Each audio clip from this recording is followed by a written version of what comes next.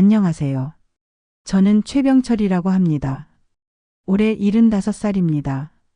제 인생은 공장 기계소리와 함께했다고 해도 과언이 아닙니다. 1980년대 초반 28살의 나이에 인천 남동공단의 작은 금속가공 업체에 기술자로 입사했습니다. 그때만 해도 한국의 산업화가 한창이었고 공장들은 밤낮 없이 돌아갔습니다. 처음에는 단순 기술자로 시작했습니다. 손에는 항상 기름때가 끼고 귀에는 기계 소리가 맴돌았습니다. 출근은 새벽 6시, 퇴근은 저녁 8시가 일상이었습니다. 그 시절에는 주 6일 근무가 당연했고 하루 12시간씩 일하는 것도 특별하지 않았습니다. 젊음이 있었기에 버틸 수 있었지요. 그렇게 10년이 지나고 공정 책임자가 되었습니다. 그때 처음으로 목소리를 높여 직원들에게 지시하는 법을 배웠습니다. 40 중반에는 공장장까지 올라갔습니다.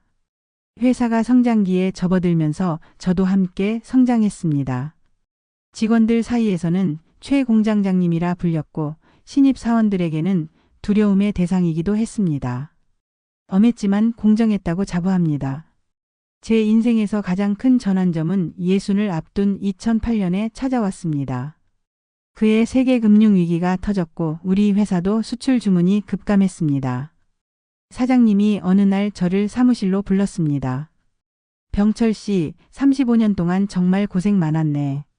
회사가 어려워져서 희망퇴직을 제안하려고 하네. 그 말을 들었을 때 천장이 무너지는 기분이었습니다. 사실 저는 60까지는 일할 계획이었습니다.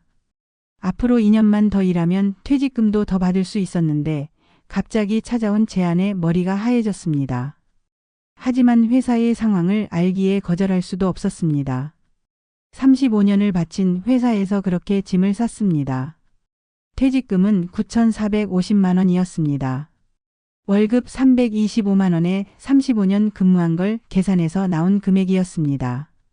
그리고 국민연금으로 매월 113만 원이 나왔습니다.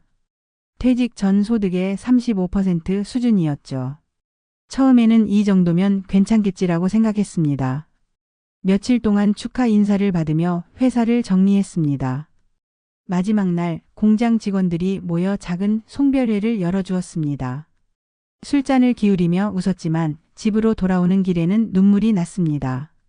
35년 동안 매일 아침 출근하던 그 길을 다시는 걷지 않을 거란 생각에 가슴이 먹먹했습니다. 퇴직 후 처음 몇 개월은 그럭저럭 괜찮았습니다. 아내와 함께 지리산, 설악산 여행도 다녀왔고 그동안 못 만났던 친구들도 만났습니다.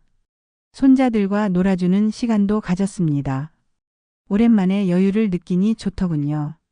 이렇게 사는 것도 나쁘지 않구나 싶었습니다. 하지만 퇴직 1년이 지나면서 문제가 시작됐습니다. 자꾸만 목이 마르고 화장실을 자주 가게 되었습니다. 처음에는 스트레스 때문인가 싶었습니다. 머리도 자주 아프고 밤에 자다가 소변이 마려워 서너 번씩 일어나게 되었습니다. 아내가 병원에 가보라고 했지만 제가 고집을 부렸습니다. 괜찮아, 나이 들면 다 그런 거야. 그러다 어느 날 기운이 없어 하루 종일 누워있게 되었습니다. 아내가 걱정하며 손녀 대학 등록금으로 모아둔 돈으로 대학병원에 데려갔습니다. 의사 선생님의 말씀은 충격적이었습니다. 혈당이 360입니다. 당뇨병이 상당히 진행되었네요. 왜 이제야 오셨어요? 그때 알았습니다. 사실 제가 회사 다닐 때도 증상이 있었다는 것을.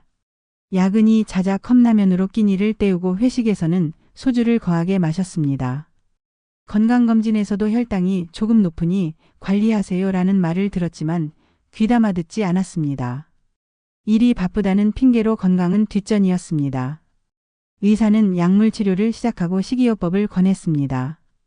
이대로 가면 신장 문제가 생기고 시력도 잃을 수 있습니다. 당뇨병은 관리하는 병입니다. 그날 처방받은 약을 보며 마음이 무거웠습니다. 이제 평생 약을 먹어야 하는 건가? 하는 생각에 우울해졌습니다. 처음에는 약을 제때 챙겨 먹지 않았습니다. 내가 그렇게 약해 보이나 이런 약 없이도 잘 살 수 있을 거야 라는 자존심 때문이었습니다. 식사 조절도 제대로 하지 않았습니다. 아내가 현미밥을 지어도 맛없다며 쌀밥을 달라고 떼를 쓰기도 했습니다. 그렇게 2년이 지났을 때 발에 이상이 느껴졌습니다. 처음에는 발가락이 저리더니 점점 통증이 심해졌습니다. 밤에 자다가 발이 화끈거려 잠을 이룰 수 없는 날도 많아졌습니다. 아내 몰래 발을 살펴보니 발가락 사이가 하얗게 변하고 있었습니다. 동네 의원에 갔더니 원장님이 심각한 표정을 지으셨습니다. 당뇨병성 족부병증 초기입니다. 말초신경이 손상되기 시작했어요. 이대로 가면 최악의 경우 절단까지 갈 수 있습니다. 그 말을 듣는 순간 회사에서 같이 일했던 김 부장이 떠올랐습니다. 그는 당뇨 합병증으로 발가락 2개를 절단했습니다. 그 우울증으로 고생하다 조기 퇴직했던 모습이 눈앞에 아른거렸습니다. 집에 돌아와 아내에게 상황을 설명했습니다. 아내는 눈물을 쏟으며 말했습니다. 당신 없이 나 혼자 어떻게 살아요. 제발 이제라도 관리 좀 해요. 그날 밤 침대에 누워 생각했습니다. 내 발로 끝까지 걷겠다. 절대 포기하지 않겠다. 다음 날 아침 대학병원 내분비내과를 찾았습니다. 젊은 여자 교수님이 자세히 검사한 후 말씀하셨습니다. 최 선생님, 당뇨는 관리하면 합병증을 막을 수 있어요. 약도 중요하지만 매일 30분 이상 걷는 운동이 필수입니다. 살고 싶으시면 걸으세요. 그날부터 결심했습니다. 매일 아침 걷기로. 처음에는 5분만 걸어도 발바닥이 쓰라렸습니다. 마치 바늘로 찌르는 듯한 통증이 발 전체에 퍼졌습니다. 그만둘까? 하는 생각이 수십 번 들었습니다. 그때 아내가 중고장터에서 만보개를 사왔습니다. 25,000원짜리였지만 저에게는 보물 같았습니다. 오늘 몇 보 걸었나 체크해봐요. 내일은 조금만 더 걸어봐요. 아내의 응원에 힘입어 첫 목표를 세웠습니다. 하루 2,000보. 지금 생각하면 정말 적은 숫자지만 그때는 엄청난 도전이었습니다. 처음 한 달은 정말 지옥 같았습니다. 아침마다 발바닥이 욱신거렸고 걷기 시작하면 다리가 천근만근이었습니다. 그래도 포기하지 않았습니다. 작은 노트를 사서 매일 걸음수와 혈당 수치를 기록했습니다. 아침, 점심, 저녁 식전 혈당을 체크하고 그날 걸은 걸음수를 메모했습니다. 인천 미추홀구 동네 골목길을 돌기 시작했습니다. 처음에는 아파트 단지 한 바퀴도 힘들었습니다. 다른 사람들이 저를 어떻게 볼까 신경 쓰이기도 했습니다. 퇴직한 공장장이 이른 아침부터 헐레벌떡 걷는 모습이 창피하다는 생각도 들었습니다. 그러던 어느 날 장마가 시작됐습니다. 연이어 20일 동안 비가 내렸습니다. 이제 그만둘 핑계가 생겼구나 하는 생각이 들었습니다. 하지만 그날 아침 아내가 우산을 내밀며 말했습니다. 비 맞으면 감기 걸려요. 지하주차장에서 걸어봐요. 그렇게 아파트 지하주차장이 저의 2번째 걷기 장소가 되었습니다. 한쪽 끝에서 다른 쪽 끝까지 왕복하기를 반복했습니다. 자동차들 사이를 지그재그로 걸으니 더 많은 걸음수가 나왔습니다. 장마가 끝난 후에도 비 오는 날이면 지하주차장을 찾았습니다. 겨울이 되자 새로운 도전이 찾아왔습니다. 눈이 내리고 길이 얼어붙는 날이 많아졌습니다. 추위가 뼈속까지 파고드는 느낌이었습니다. 그래도 포기하지 않았습니다. 새벽 5시에 출발해 인근 실내체육관까지 걸어갔습니다. 눈길을 걷는 건 정말 힘들었습니다. 한 번은 미끄러져 넘어질 뻔했는데 그때 문득 이러다 넘어져서 골절이라도 되면 더 이상 걷지 못할 수도 있겠구나 하는 두려움이 들었습니다. 그날부터 눈 오는 날에는 더 일찍 나가 인근 지하철역에서 걷기 시작했습니다. 인천 지하철 몇몇 역은 이른 아침부터 문을 열었고 저 같은 사람들이 꽤 있었습니다. 대부분 나이 든 어르신들이었고 서로 인사를 나누며 각자의 코스를 걸었습니다. 발 통증으로 중간에 주저앉고 싶을 때가 한두 번이 아니었습니다. 그럴 때마다 제 자신에게 말했습니다. 한 걸음만 더. 딱 한 걸음만 더 가자. 그 한 걸음이 모여 1000걸음이 되고 10,000걸음이 되었습니다. 걷기 시작 6개월 차에 드디어 하루 5,000보를 달성했습니다. 작은 승리였지만 마치 올림픽에서 금메달을 딴 것처럼 기뻤습니다. 그날 저녁 아내가 소고기를 사와 특별한 저녁을 차려주었습니다. 당신 표정이 달라졌어요. 더 생기가 돌아요. 아내의 말이 저를 더 행복하게 했습니다. 그런데 아내의 말이 사실이었습니다. 거울을 보니 제 얼굴에 생기가 돌아오고 있었습니다. 퇴직 후 늘어났던 배도 조금씩 들어가기 시작했습니다. 가장 큰 변화는 발의 통증이 줄어든 것이었습니다. 여전히 아침에 일어날 때는 저림이 있었지만 예전처럼 심하지 않았습니다. 9개월이 지났을 때 병원에서 혈당 체크를 했습니다. 공복 혈당이 150으로 내려갔습니다. 의사 선생님이 놀라며 말했습니다. 정말 대단하세요. 약물 용량을 줄여볼 수 있겠네요. 그 말을 들었을 때의 기쁨은 이루 말할 수 없었습니다. 체중도 8kg 줄었습니다. 허리띠를 2칸이나 줄일 수 있었습니다. 옷장에서 오래전에 입었던 바지를 꺼내 입을 수 있게 되었습니다. 아내는 제가 젊어 보인다며 좋아했습니다. 가장 힘들었던 건 우울감과 무기력증이었습니다. 퇴직 후 사회적 지위를 잃고 병까지 얻으니 자존감이 바닥을 쳤습니다. 하지만 매일 걷기를 실천하면서 이런 감정도 조금씩 나아졌습니다. 걷는 동안 많은 생각을 했습니다. 과거의 후회, 미래에 대한 두려움, 그리고 현재의 감사함까지. 걷기는 제게 일종의 명상이 되었습니다. 1년차 건강검진에서 당화혈색소 HbA1c가 8.2%에서 6.8%로 호전되었습니다. 의사 선생님은 이 정도면 당뇨 관리가 정말 잘 되고 있는 겁니다. 라고 칭찬해 주셨습니다. 그날 돌아오는 길에 하늘이 더 파랗게 보였습니다. 걷기를 시작한 지 1년이 되던 날 특별한 선물을 받았습니다. 아내가 스마트워치를 사준 것입니다. 이제 만보계는 올드한 것 같아서요. 이걸로 심박수도 체크하면서 걸어요. 처음에는 어떻게 사용하는지 몰라 손녀에게 물어봐야 했습니다. 스마트워치 덕분에 걷기가 더 재미있어졌습니다. 심박수, 소모 칼로리, 이동거리까지 모든 것이 기록되었습니다. 모든 변화 중 가장 큰 것은 제 마음가짐이었습니다. 더 이상 미래를 두려워하지 않게 되었습니다. 매일 아침 일어나 걷는 것이 하루의 시작이 되었고 그것이 제게 큰 자신감을 주었습니다. 오늘도 난 내 발로 걸었다라는 사실이 저를 강하게 만들었습니다.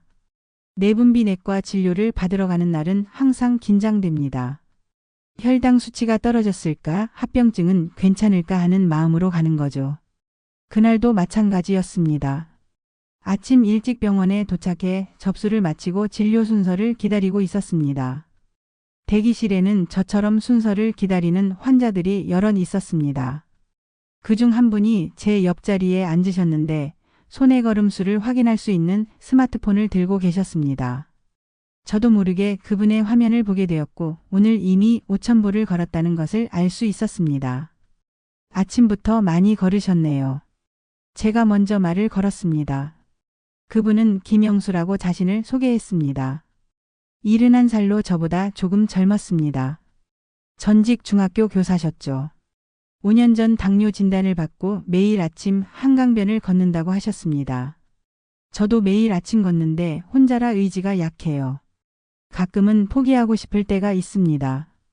김 선생님의 말에 깊이 공감했습니다. 진료를 마치고 나오는 길에 다시 김 선생님을 만났습니다. 저희는 연락처를 교환하고 다음 날 아침 만나서 함께 걷기로 약속했습니다.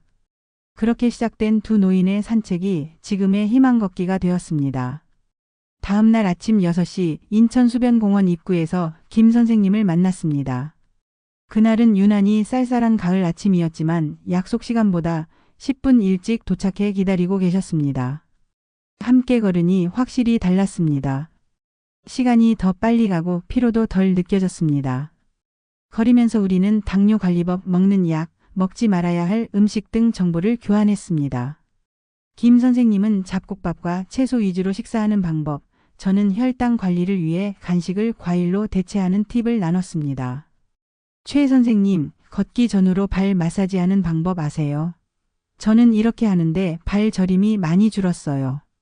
김 선생님이 벤치에 앉아 보여주신 발 마사지법은 정말 도움이 되었습니다.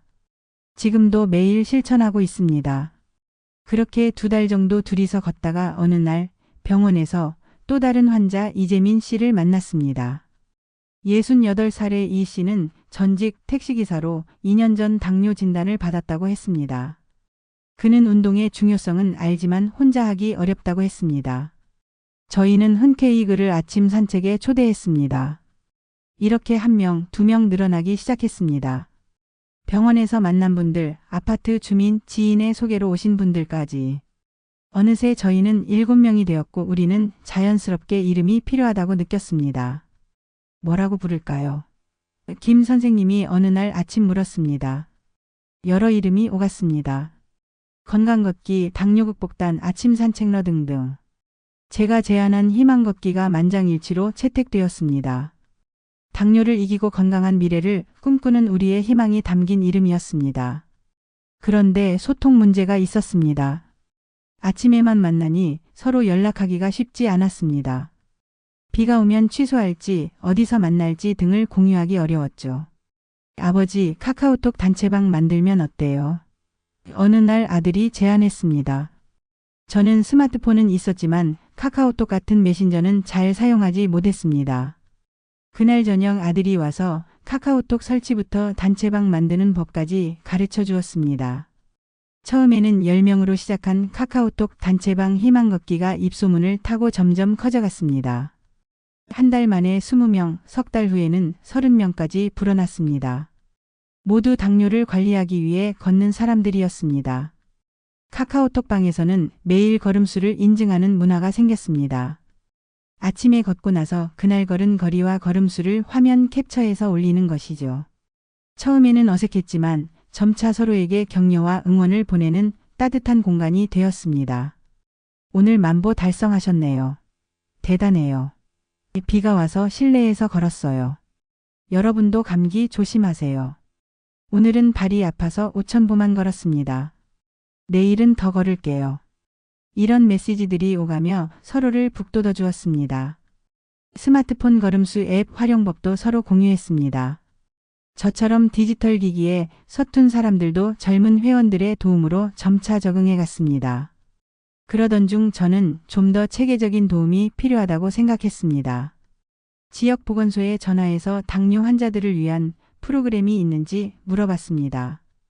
운 좋게도 보건소에서는 만성질환 관리 프로그램을 운영하고 있었고 간호사가 한 달에 한 번씩 모임에 와서 혈당 체크와 건강 상담을 해주기로 했습니다. 매월 첫째 토요일 보건소 간호사 김지영 선생님이 수변공원에 오셔서 저희의 혈당을 체크하고 건강 상담을 해주셨습니다. 김 선생님은 35살의 젊은 간호사였지만 당뇨 관리에 대한 지식이 풍부했습니다. 무엇보다 저희의 이야기를 진심으로 들어주는 모습이 인상적이었습니다. 최 선생님 정말 대단하세요. 이런 모임을 만들어서 다른 분들까지 도와주시다니. 김 선생님의 말에 가슴이 뭉클했습니다. 제가 시작한 작은 걸음이 이렇게 여러 사람들에게 영향을 미치고 있다는 사실이 놀라웠습니다. 희망걷기는 단순한 걷기 모임을 넘어 서로의 성공 사례를 공유하는 장이 되었습니다. 걷기로 당뇨 수치가 개선된 이야기, 약 용량이 줄어든 경험, 체중 감량에 성공한 비결 등을 나누며 서로에게 동기를 부여했습니다. 이상민 씨는 걷기 시작 6개월 만에 당화혈색소가 9.2%에서 6.5%로 떨어졌고 방영희 씨는 15kg 체중 감량에 성공했습니다. 이런 성공 사례는 다른 회원들에게 큰 희망이 되었습니다. 매주 토요일 아침 인천 수변공원에서의 단체 걷기는 희망걷기의 핵심 활동이 되었습니다. 시간이 지나면서 회원들의 체력과 건강 상태가 다양해져 3개의 그룹으로 나누어 걷기 시작했습니다. 초급 그룹은 3km, 중급 그룹은 5km, 고급 그룹은 8km를 목표로 했습니다. 저는 중급 그룹에서 시작했지만 1년 후에는 고급 그룹으로 올라갔습니다. 처음에는 8km가 너무 멀게 느껴졌지만 다른 회원들과 함께하니 어느새 완주할 수 있었습니다. 함께 걸으며 나누는 이야기들은 걷기에 즐거움을 더했습니다. 각자의 인생 이야기, 자녀들 이야기, 젊었을 때의 추억들. 때로는 웃고 때로는 공감하며 걷다 보면 어느새 목적지에 도착해 있었습니다. 가장 감동적인 일은 회원 중 3분이 당뇨합병증을 극복한 사례였습니다. 한 분은 당뇨병성 망막증 초기 단계에서 시력 악화가 멈췄고, 다른 분은 신장 기능이 개선되었으며, 또 다른 분은 저처럼 발 감각이 일부 회복되었습니다. 저는 이 모임에서 정신적 지주 역할을 하게 되었습니다. 공장장으로 일했던 경험이 여기서도 도움이 됐습니다. 모임을 조직하고 회원들을 격려하고 프로그램을 계획하는 일이 제 새로운 일이 되었습니다. 2년이 지난 지금 희망 걷기는 인천 지역 당뇨 환자 커뮤니티의 중심이 되었습니다.